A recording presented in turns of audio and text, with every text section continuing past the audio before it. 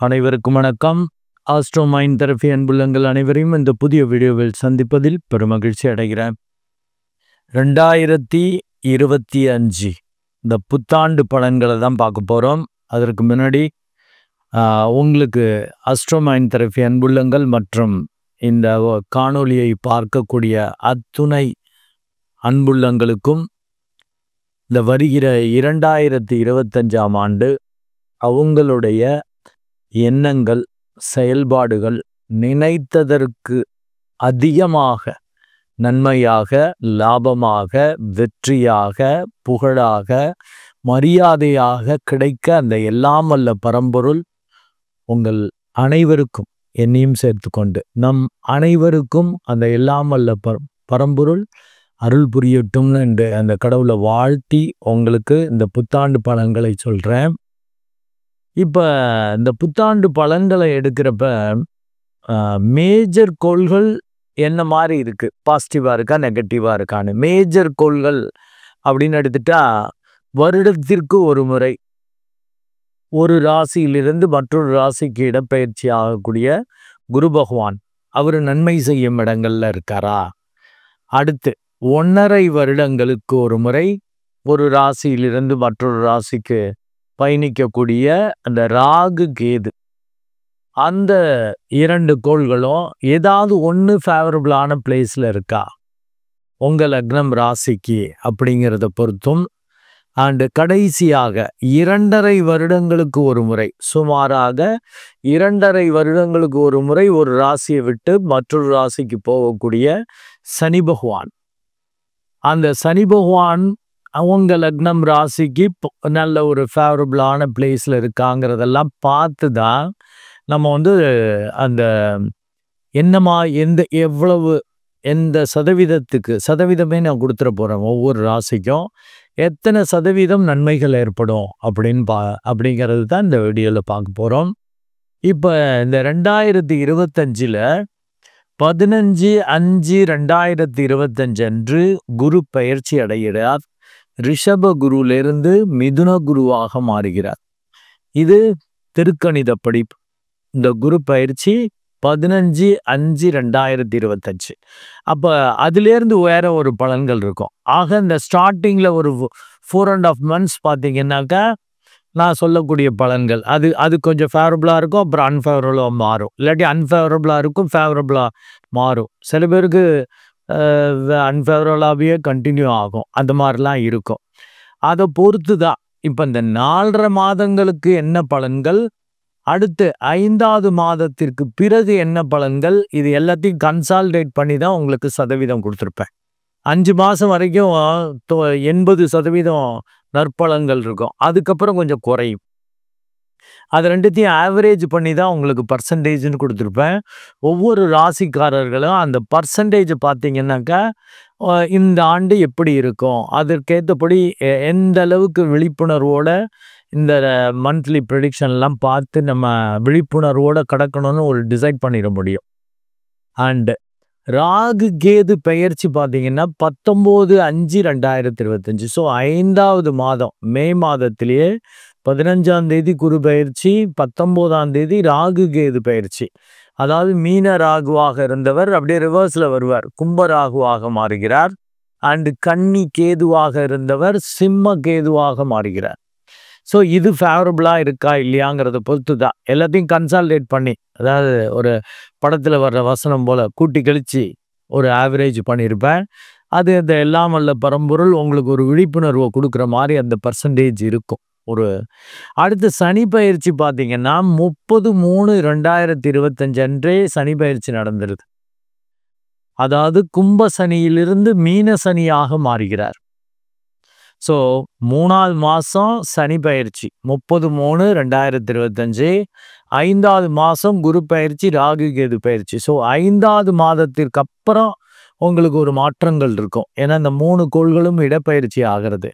அப்புறம் அந்த 5வது மாதத்துக்குள்ள என்ன பர்சன்டேஜோ அதே மாதிரி 4.5 மாசம் இந்த 4.5 மாசத்துல என்ன இருக்கோ அதை கன்சால்டேட் பண்ணி தான் நான் கொடுத்துருப்பேன். இந்த பலன்கள் அப்படி பார்த்துக்கணும். அதனால தான் இன்ட்ரோடக்ஷன்லயே இந்த குரு பெயர்ச்சி, ராகு கேது பெயர்ச்சி, சனி பெயர்ச்சிக்கான தேதியை கொடுத்துருக்கேன். அதுக்கப்புறம் இந்த மாற்றி அந்த பலன்களை பார்த்துக்கணும். இப்போ ஒவ்வொரு இதுக்கும் நான் அந்த பர்சன்டேஜ் சொல்கிறத கன்சால்டேட் பண்ணியிருக்கேங்கிறத ஞாபகம் வச்சுக்கணும். இது பிற்பகுதியில் நடக்கிறது, முற்பகுதியில் நடக்கிறதுன்னு கிடையாது. 2த்தையும் சேர்த்து. ஏன்னா வருட பலன்கள்ங்கிறப்ப அப்படி தான் கொடுத்துருப்பேன். இப்போ ஒவ்வொரு ராசிக்கும் இந்த குரு பயிற்சி, சனி பயிற்சி, ராகு கேது பெயர்ச்சி இந்த 2025ஆம் ஆண்டில் நடக்கிறதுக்கு ஏற்கனவே இருக்கிறதுக்கு எப்படி மாற்றங்கள் வருங்கிறத பார்ப்போம். இப்போது சிம்ம லக்னம் அந்த சிம்ம ராசி அன்புள்ளங்களுக்கு இந்த 2025ஆம் ஆண்டு இந்த புத்தாண்டு என்ன மாதிரி பலன்களை கொடுக்க போகுது, அதற்கான அறிவுறுத்தல், இந்த சிம்ம லக்னம் அந்த சிம்ம ராசிக்கான அறிவுறுத்தல் என்ன அப்படிங்கிறத அந்த வீடியோவில் பார்க்க போகிறோம். சிம்ம லக்னம் அந்த சிம்ம ராசி அன்புள்ளங்களுக்கான அறிவுறுத்தல் என்பது சுப நிகழ்வுகளுக்கான ஆண்டு. இப்போ மீண்டும் உங்களுக்கான அறிவுறுத்தலை சொல்கிறேன். சுப நிகழ்வுகளுக்கான ஆண்டு.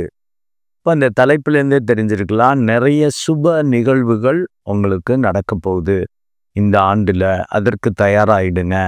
என்னென்ன சுப காரியங்கள் செய்யணும், நல்ல ஃபங்க்ஷன்ஸ் சிறப்பாக செய்கிறது, இல்லை நல்ல காரியங்கள் குடும்பத்தில் சுப நிகழ்வுகள், குழந்தைகளுக்கு பேரப்பிள்ளைங்களுக்கு என்னென்ன செய்யணும்னு நினைக்கிறீங்களோ அதெல்லாம் பக்காவாக செய்ய முடியும். அதற்குரிய ஆண்டு. உங்களுக்கான அந்த சதவீதம், இந்த ஆண்டில் நீங்கள் எத்தனை சதவீத நன்மைகளை அனுபவிக்க போகிறீங்க அப்படிங்கிறத, அதாவது நான் இன்ட்ரோடக்ஷனில் சொன்ன மாதிரி மே மாதத்திற்கு முன்னாடி ஒரு மாதிரி பலன்களும், மே மாதத்திற்கு பிறகு 7 மாதங்கள் வேறு ஒரு மாதிரி பலன்கள் வரும். 2த்தையும் கன்சால்டேட் பண்ணி தான் உங்களுக்கு 55% கொடுக்குறேன். 55%ங்கிறது நியர்லி ஃபஸ்ட் கிளாஸ் போல தான். நீங்கள் நல்லா மெடிடேட் பண்ணிட்டீங்கன்னாக்கா பக்காவாக இருக்கும். கடவுளுக்கு அட்வான்ஸாகவே நீங்கள் நன்றி சொல்கிற மாதிரி மெடிடேட் பண்ணிக்கணும். அப்போ தான் சுப நிகழ்வுகள் பக்காவாக இருக்கும். ஏன் இதை மாதிரி ஒரு தலைப்பை சொல்கிறேன், எதற்காக அந்த 55% நன்மைகள் கிடைக்கும்னு சொல்லியிருக்கேங்கிறத பார்ப்போம். இந்த புத்தாண்டு அன்று மிட் நைட்டில் எந்த லக்னம்னா உங்கள் லக்னத்துக்கு 5வது லக்னத்தில் அது பிறக்கிறது. 5ஆம் இடத்ததிபதியான நட்சத்திராதிபதி, சரி ராசி அதிபதி 5க்குரியவன் 10ல் இருக்கான். இந்த ஆண்டு நினைத்ததை முடிக்கும் ஆண்டுன்னு சொல்லணும். ஆனால் வக்ரம் பெற்று போயிருக்கிறதால தான் கொஞ்சம் பர்சன்டேஜ் குறைஞ்சிருக்கு உங்களுக்கு. ஏன்னா இந்த 5வது மாதம் வரைக்கும் 15/5/2025 வரைக்குமே அவர் 10ல் இருப்பார். வக்ரம் பெற்று போயிருக்கார்.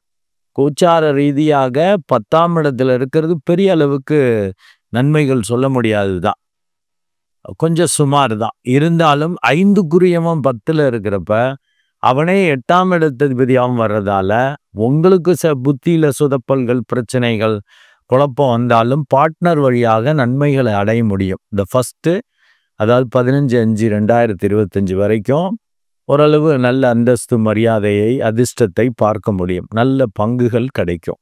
அடுத்து 15/5/2025க்கு அப்புறம் ரிஷபத்திலிருந்து மிதுன குருவாக 11ஆம் இடம் வரார். அது சூப்பருங்க. அதனால தான் சுப நிகழ்வுகள் நடக்கும். பேராசையான விஷயங்கள் கூட நடக்கும். ஏன்னா 5ஆம் இடத்ததிபதி 11ல் இருக்கார். அவனே 8ஆம் இடத்ததிபதியாக வர்றதால பயந்துக்கிட்டு குழம்பிக்கிட்டு செய்கிற காரியம் கூட எதிர்பாராமல் அபரிமிதமான லாபத்தை கொடுக்கும் உங்களுக்கு. அண்டு யார்கிட்டையும் பகை விரோதம்னு வச்சுக்க கூடாது. ஏன்னா அவன் 8ஆம் இடத்ததிபதியாக வர்றதால எல்லோரையுமே பார்ட்னராக வச்சுக்கணும். பல அரசியல்வாதிகள் பார்த்தீங்கன்னா ஒரு கட்சியில் இருந்துட்டு கருத்து ரீதியாக அப்படிலாம் மோதிக்குவாங்க. தனிப்பட்ட வாழ்க்கையில் அண்ணன் தம்பி போல, மாமா மச்சான் போல அப்படி நெருங்கியமாக கட்சின்னு வர்றப்ப, கொள்கைன்னு வர்றப்ப, மீடியாவில் பேசுகிறப்பெல்லாம் ஆக்ரோஷமாக ஊன்லாம் பேசிக்குவாங்க. ஸோ அந்த மாதிரி நீங்கள் ஒரு டிப்ளமேட்டிக்காக உங்களை பிஹேவ் பண்ணிட்டீங்கன்னாக்கா பிரச்சனை இல்லை. உணர்ச்சி வசப்பட்டு ஈகோவாக பண்ணிங்கன்னா வம்பு. ஏன்னா உங்கள் லக்னாதிபதி, ராசி அதிபதி அந்த நியூ இயர் அன்று இந்த மிட் நைட்டில் 1/1/2025 12 மணிக்கு மேலே எங்கே இருக்காருன்னா 5ஆம் இடம்தான். உங்கள் புத்தி ஸ்தானத்தில் உட்காந்துக்கிட்டு அப்படி ஒரு ஆணவம், அகங்காரமாக திமிரா பிஹேவ் பண்ண வைப்பார். அவன் கூட யார் இருக்கா? சந்திரனோட 12ஆம் இடத்ததிபதியோட சேர்ந்து இருக்கிறாப்ல. நீங்க இந்த ஆண்டு எந்த அளவுக்கு உங்களுக்கு ஈகோவை காட்டுறீங்களோ அதை விட பல பங்கு அதிகமாக விரயங்களை பார்த்துடலாம். நீங்க உங்க ஈகோவை கட்டுப்படுத்துறீங்க, ஈகோவை அழிச்சிடுறீங்க அப்படின்னா அபரிமிதமான நன்மைகளா வந்துடும். இல்லாட்டி ஈகோவை காட்டினா நீங்க எந்த அளவுக்கு காட்டுறீங்களோ அதை விட பல பங்கு விரயங்கள் வரும். அதனால அந்த ஈகோவை குறைச்சிக்கணும் நியூ இயர் 2. ஏன்னா 5ஆம் இடத்ததிபதி ஃபேவரபிளா இருக்கார். ரொம்ப ஈகோவா திமிரா பிகவ் பண்ணீங்க, கூட்டாளிகளை மதிக்கலைன்னாக்க சரியான லாபம், முறையான பங்கு கிடைக்காம போயிடும். அண்ட் 9க்குரிய அந்த செவ்வாயும் 12ஆம் இடத்துல மறையிறது சுமாரான அமைப்பு. நியூ இயர் 2 அந்த மிட் நைட்ல அவர் நீச்ச வீட்டில் இருந்தாலும் 12ஆம் வீட்டில் இருந்தாலும் வக்ரகதியில பயணிக்கிறதால உச்ச பலனை கொடுப்பார். அது ஒரு வகையில் பாதகாதிபதினு அந்தஸ்து வாங்குறார். நீங்கள் பெருமை புகழ் என்னை போல யார் உண்டு, என் பரம்பரை என்ன, என் திறமை என்ன அப்படிலாம் நினைக்கிறதுக்கு வேணா அந்த முற்றுப்புள்ளி வைக்கிற மாதிரி செவ்வாய் பண்ணி விடுவார். பயத்தை ஏற்படுத்துவார், வித்தை திறமையில சொதப்புவார். ஏன்னா 4 9 குறைவர்களாக வர்றதால அடக்கி வாசிப்பீங்க, திமிரு வராது. ஆனால் அவர் 12ஆம் இடத்துல இருந்து உச்சமாக இருக்கிறது பெரிய அளவுக்கு புகழ் மரியாதை வரும், பெருமை வரும்னு ஓவரா விரயம் பண்ண வைக்கும். கவனம் தேவை. அதனாலதான் உங்களுக்கு 55% கொடுத்துருக்கேன். பேராவது புகழாவது காரியம் முடிஞ்சா போதும் எப்பா அப்படிங்கிற மாதிரி பண்ணீங்கன்னா ரொம்ப நல்லது. இந்த ராகு 5ஆவது மாதத்திற்கு அப்புறம் உங்களுக்கு பெரிய அளவுக்கு லாபத்தை கொடுக்கறத சேமிச்சுக்கலாம். இல்லாட்டி வந்துச்சிங்க திமிருல விட்டுட்டங்க, திமிரு அநியாயமா அகங்காரத்துல அத்தனையே இழந்துட்டங்க அப்படிங்கிற மாதிரி சொல்ற மாதிரி ஆகும். ஜாக்கிரதை. இந்த சனி பகவானும் 30/3/2025 அன்றே கண்டகச்சனியாக இருந்தவர் அஷ்டம சனியாக மாறுகிறார். 30/3/2025 அன்று கும்பசனியாக இருந்தவர் மீன சனியாக மாறுகிறார். உங்களுக்கு கண்டங்கள், பிரச்சனைகள், வேலையாட்கள் மூலமாக ஒரு நிரந்தரமற்ற தன்மை, ஒரு மாதிரி குழப்பம், பீதி, இல்லை கெட்ட பேரு, எவனோ கீழே உள்ளவன் பண்ற தப்புக்கு நீங்க பலிகடை ஆகிறது, இப்படிலாம் கஷ்டங்களை, சூழலை, பகை, விரோதம், பிரச்சனைகளை, சிக்கல்களை கொடுத்துட்டு இருந்தவர் 8ஆம் இடம் மறைகிறது நல்லது. ஏன்னா உங்களுக்கு ஆகாதவன். ஆனா 8ல் மறைகிறப்ப ஈக்குவலா உங்களுக்கு பங்கு கொடுத்துடணும், இல்லாட்டி மறைமுகமா உங்களுக்கு ஆப்பு வச்சுட்டு போயிடுவாங்க. ஜாக்கிரதை. அஷ்டம சனியில பேரை கெடுத்துக்கிறது மாதிரி அவங்க பண்ணி விட்டு போயிடுவாங்க. உங்க பேரை கெடுத்து விட்டு போயிடுவாங்க. தன ரீதியாகவும் குடும்ப ரீதியாகவும் சிக்கல்கள், முறிவு, பிரிவு, கண்டங்கள், அந்த அளவுக்கு ஒத்து வராத லைஃப் பார்ட்னராக இருந்தால் பெரிய கண்டங்களே ஏற்படும். ஒன்று அவருக்கு பிரச்சனையாகும், நீங்கள் ஏதாவது செஞ்சு, இல்லை அவரே அவருக்கு செஞ்சுக்கிட்டு ஏதாவது சிக்கல் பண்ணுறது, இப்படிலாம் வர்றதுக்கான வாய்ப்புகள் இருக்குது. கவனமாக இருக்கணும். குடும்பத்தில் முறிவு, பிரிவுங்க வர்றதுக்கான வாய்ப்புகளும் உண்டு. ஏன்னா ராகு கேதுவும் 19/5/2025 அன்று கேது பார்த்தீங்கன்னா கன்னி கேதுவாக இருந்தவர் சிம்ம கேதுவாக வந்து உங்களை அப்படி ஒரு குழப்பத்தை உருவாக்கி முடிவு பண்ணிடுவீங்க. வேண்டாம், இந்த பார்ட்னர் வேண்டாம், வெட்டி விட்டுருவோம், கலட்டி விட்டுருவோம், இந்த பங்குதாரர் தேவையில்லை, அப்படி இப்படின்லாம் நீங்கள் மேஜர் முடிவுகள் எடுத்து சிக்கல்களை மாட்டிக்குவீங்க. ஏன்னா சர்ப்பதோஷமாகவும் இருக்கு. ஸோ 5ஆவது மாதம் வரைக்கும் ஓரளவு குரு பகவான் நல்லது பண்ணுவார். அண்ட் சனி பகவானும் ஓரளவு, எல்லாம் ஓரளவு தான், குரு தான் ஓரளவு பண்ணுவார். மற்ற 2 பேரும் கெட்டு தான் இருந்தாங்க. அடுத்தும் பார்த்தீங்கன்னா இந்த சனி பகவானும் ராகு கேதுவும் நெகட்டிவாக தான் இருக்காங்க. சர்ப்பதோஷத்தை ஏற்படுத்தி அப்படி ஒரு குழப்பத்தை ஏற்படுத்தி முறிவு பிரிவுன்னு பண்ணிக்குவீங்க. அண்ட் பார்ட்னரும் அதை மாதிரி முரண்பாடாக எடுத்தேன் கவுத்தேன்னு பண்ணுறதுக்கான வேலையை இந்த சனி பகவானும் பண்ணுவார். இருந்தும் உங்களுக்கு 55% கொடுத்துருக்கிறது அந்த யோகாதிபதி, அதிர்ஷ்டத்துக்குரியவன், பார்ட்னருக்குரியவன் 11ஆம் இடத்துல இருக்கிறது. ஸோ இந்த ஆண்டு சிம்ம லக்னம் அண்டு சிம்மராசி அன்புள்ளங்கள் எல்லோருக்கிட்டையும் பகைவன்ட்டையும் ஒரு நட்பு பாராட்டிக்கிட்டு ஒரு சுமூகமாக இருந்துக்கிறதுங்கிறது ரொம்ப ரொம்ப ரொம்ப அவசியம். அப்போ தான் வர்ற லாபத்தை காப்பாற்றிக்க முடியும். இல்லாட்டி கொஞ்சம் உங்கள் ஆஸ் யூஷுவல் உங்கள் இயல்பு படி, அது சூரியனோட இயல்பு. சில பேர் வந்து நான் சிம்ம லக்னம் சிம்ம ராசி தான் சார், எங்கள்கிட்டலாம் அப்படி ஈகோலாம் இல்லை சார், நாங்கள் சரியாக தான் இருக்கோம் அப்படிலாம் சொல்கிறாங்க. பட் பொதுவில் இன்பார்ன் கேரக்டர் அப்படி இருக்கும், நான் பெரிய ஆளுங்கிற மாதிரி. இந்த சூரியன் வலிமை இல்லாமல் நீச்சமாக இருந்தால் அந்த சிம்ம லக்னத்தில் பிறந்தனாலும் லக்னாதிபதி 6, 8, 12 மறைகிறார், நீச்சமாகிறாருங்கிறப்ப அந்த ஈகோ திமிரு இல்லாமல் இருக்கும். பட் பேசிக் நேச்சர் அதுதான். ஓரளவு நன்மை நடந்தால் கூட நீச்ச சூரியனாக இருந்தாலும் லக்னாதிபதி கெட்டிருந்தாலும் ஓரளவு நன்மையான சூழல் இருக்கிறப்ப பீத்திக்கிறது, ஆணவம், அகங்காரமாக பிஹேவ் பண்ணுறதுங்கிறது வரும் சிம்ம லக்னத்துக்கு. அது பிறவி. இது நீங்கள் சும்மா இருந்தாலும் மற்றவங்க சூழலே உங்களை உசுப்பேற்றி விட்டுருவாங்க. ஒரு படத்தில் சொல்லுவாங்கல்ல, உசுப்பேத்தி ரணகலாம் ஆக்குறாங்கப்பா அப்படின்னு. அது மாதிரி யாராவது உங்களை மாதிரி உண்டா? நீங்கள் பெரட்டிப்புலாம் உருட்டிப்புலான்னு மற்றவங்க சொல்லி அதை நம்பி நீங்கள் ஏதாவது செஞ்சு மாட்டிக்கிறதுக்கான வாய்ப்புகள்லாம் உண்டு. ரொம்ப கவனம் தேவை. இந்த குரு பகவான் 11ஆம் இடம் வர்றது மட்டும்தான் ப்ளஸ்ஸு. மற்ற கோள்கள் ஆரம்பத்துலேயும் நெகட்டிவாக தான் இருக்காங்க. கடைசி 5ஆவது மாதத்துக்கு அப்புறமும் 7 மாதங்களும் அப்படியே இருக்குது. கொஞ்சம் கவனமாக இருக்கணும். பெரிய அளவுக்கு நான் சொன்னபடி முரண்பாடுகள் வராமல் நல்ல இந்த ஜப தியானம் பண்ணிவிட்டு அந்த சமநிலையில் இருக்குங்க. நான் பல வீடியோஸில் சொல்லியிருக்கேன். ஜப தியானம் பண்ணக்கூடிய அன்புள்ளங்களுக்கு இந்த கோள்கள் பெருசாக கெடுக்க முடியாதுன்னு நான் சொல்லியிருக்கேன். அது நான் மட்டும் அனுபவிச்சதில்ல, பலரும் என்கிட்ட சொல்கிறாங்க.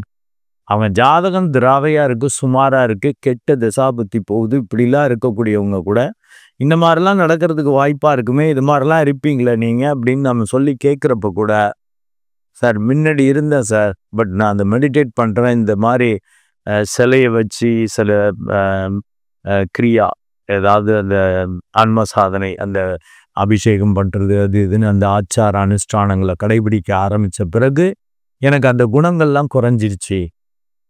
இப்போ அது மாதிரி சூழல் வந்தாலும் அவங்களால ஒன்றும் பண்ண முடியல, முன்னாடி என்னை கெடுத்துருவாங்க அப்படிலாம் சொல்லுவாங்க. அந்த கோள்கள் பெரிய அளவுக்கு கெடுக்க முடியாது. சிம்ம லக்னம் அண்டு சிம்மராசி அன்புள்ளங்கள் நல்ல ஜெப தியானம் பண்ணிக்கங்க, ஆச்சரியத்தை பார்ப்பீங்க. ஏன்னா 3-10 கூடைய அந்த சனி பகவான் சுக்கிரன் சனி பகவானோடு இணைந்து இருக்கிறார். 3-10 கூடையவன் சிம்ம லக்னத்துக்கு யாருன்னா சுக்கிரன். அவன் சனி பகவானோடு இணைந்து 7ஆம் இடத்துல இருக்கிறது பெரிய அளவுக்கு இதையும் பெரட்டி உருட்டி ஏதாவது செஞ்சு மற்றவங்க துணையோடு பெரிய அளவுக்கு உங்களுக்கு அந்தஸ்து மரியாதை உயர்வது மாதிரி உங்களுடைய முயற்சிகளை சக்ஸஸ் பண்ண ரெடியாக இருக்க பக்காவாக இருக்கும். மற்றவங்க சூழல் எதிர்பாலினரும் ஒத்துழைப்பு கொடுப்பாங்க, மூத்தவர்களும் உங்களுக்கு ஒத்துழைப்பு கொடுப்பாங்க. நீங்கள் ஆணவம் அகங்காரமாக பிஹேவ் பண்ணாமல் இருந்துட்டா போதும். வர்ற பணத்தை, வர்ற அந்த தன லாபத்தை, வெற்றிகளை விரயம் பண்ணிக்கிற மாதிரி, பேரை கெடுத்துக்கிற மாதிரியோ இல்லாமல் பணம் வந்ததை தேவையற்ற ஆடம்பரத்துக்கு திமிருக்கு செலவு பண்ணி காலி பண்ணுறதோ பண்ணக்கூடாது. அப்புறம் நல்லவர்களை பகைத்து கொள்ளக்கூடாது. மேக்சிமம் எல்லோருக்கிட்டையுமே நல்லவர்கள் என்ன, பகையாளிகள்கிட்டையும் உறவாடிக்கணும். அவனை கெடுக்க வேணாம். நம்ம என்ன செய்கிறோமோ அதை பிரபஞ்சம் அதிகமாக கொடுக்கும். நல்லதையே செய்வோம், நல்லதே நடக்கும். அப்படி பண்ணுறப்ப சிம்ம லக்னம் அண்டு சிம்மராசி அன்புள்ளங்கள் நான் 55% தான் இந்த சிறப்பான நன்மையான பலன்கள் கிடைக்கும்ன்றிருக்கேன். அதுக்கு அதிகமாகவே நீங்கள் அனுபவிக்க முடியும். நல்ல தசாபுத்தி இருந்தால் சூப்பராக இருக்கும். பெரிய நான் சொன்ன கெடுதல்கள் அப்படிலாம் சூழல் இருக்குது சார், சமாளிச்சிட்டேன்ல அப்படிப்பீங்க. கெட்ட தசாபுத்தினா ஒரு மாதிரி சோர்வடைகிற மாதிரி வரும். மெடிடேட் பண்ணிட்டீங்க அப்படின்னா அது கெட்ட தசாபுத்தியாக இருந்தாலும் நீங்கள் நல்ல ஃபஸ்ட் கிளாஸில் நல்லபடியாக இருந்துச்சு இந்த ஆண்டு, ஓரளவு நல்ல வேலைகள், நல்ல லாபம் வந்துச்சு, அதை சேமித்தேன், அதை சொத்துக்களாக வாங்கினேன் அப்படின்லாம் உங்களால் சொல்ல முடியும். நன்றி அன்புள்ளங்களை. மீண்டும் ஒரு நல்ல வீடியோவில் உங்களை சந்திக்கிறேன். அதுவரை உங்களிடமிருந்து வணக்கம் கூறி விடைபெறுவது உங்கள் அன்பு டாக்டர் குழந்தை ஆறு கணேசன். நன்றி, வணக்கம்.